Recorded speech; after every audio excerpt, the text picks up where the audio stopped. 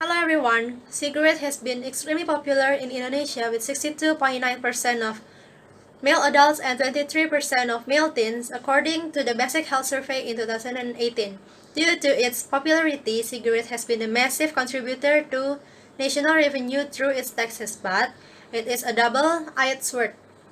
Tobacco causes 65% of death from cardiovascular disease, and the national loss due to this consumption in 2018 reached nearly 600 trillion rupiah, according to the Ministry of Health, which is 4 times larger the amount than its revenue to our country.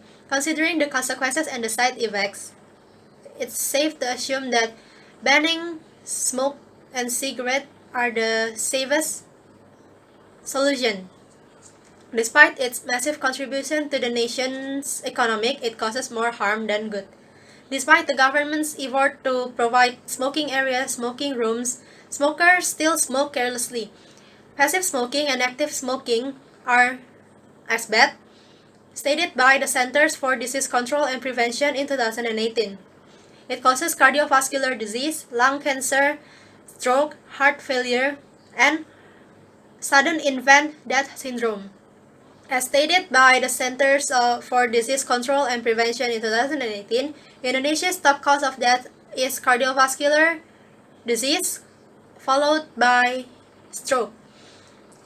Heart disease and stroke are the most common ways by which tobacco kills people. Knowing all this, Indonesia is placed first in Asia's smoking addiction, as stated by the World Bank.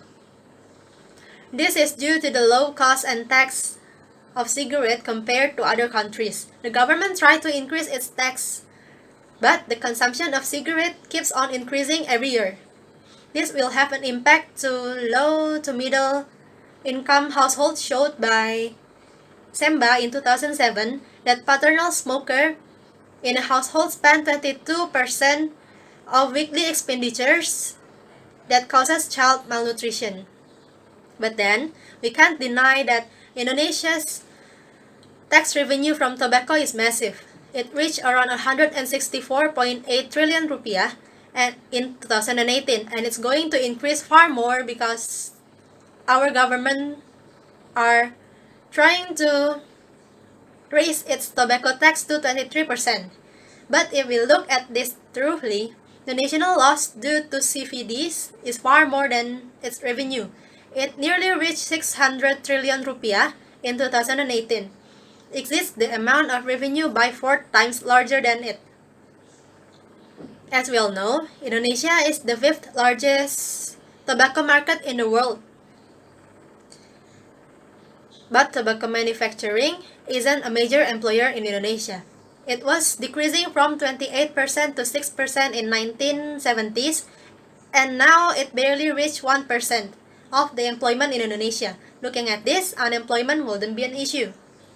The best option we have now is to ban the production and consumption of cigarette because it causes more harm than good. It causes major health problems, not only to active but also passive smoker, underage smoker despite the 18 plus legal age to smoke, and the non-direct child malnutrition. Revenue and tax for the country isn't comparable to the loss due to cardiovascular disease, as I already mentioned before, and unemployment wouldn't be an issue too.